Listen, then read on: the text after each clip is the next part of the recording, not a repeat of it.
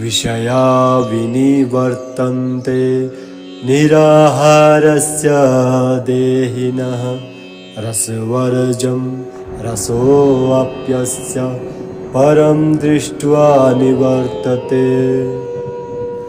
सबसे पहले हम इस श्लोक में इस्तेमाल किए गए विभिन्न शब्दों के अर्थों को समझेंगे।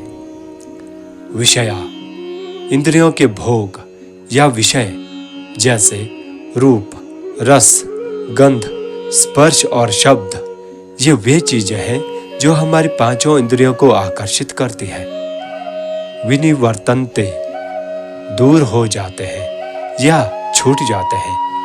निराहारस्य निराहार व्यक्ति के। यहाँ आहार शब्द का मतलब केवल भोजन नहीं बल्कि इंद्रियों के भोगों से है, यानी जो व्यक्ति इंद्रियों को उनके विषयों से हटा लेता है उसे यहाँ निराहारस्य कहा गया है। देहिनः देहधारी व्यक्ति के, शरीर धारण करने वाले के।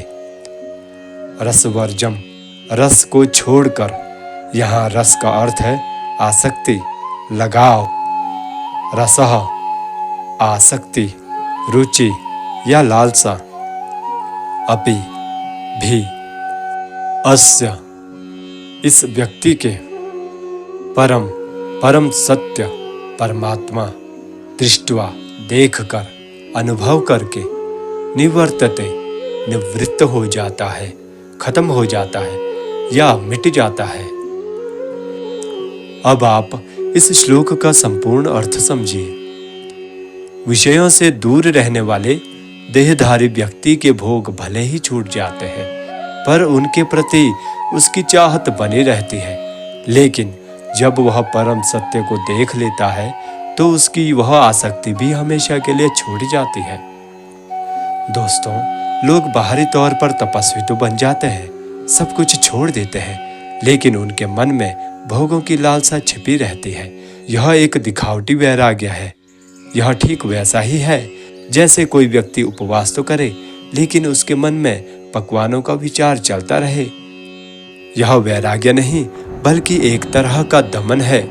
परंतु जब कोई मनुष्य परमात्मा का अनुभव कर लेता है तब उसके लिए ये तुच्छ विषय अपने आप फीके पड़ जाते हैं।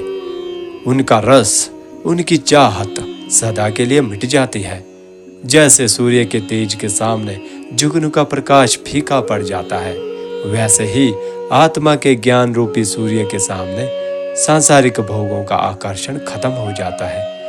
जब तुम ईश्वर के प्रेम और आनंद में डूब जाओगे तब यह संसार, इसके भोग, इसके सुख दुख सब महत्वहीन हो जाएंगे।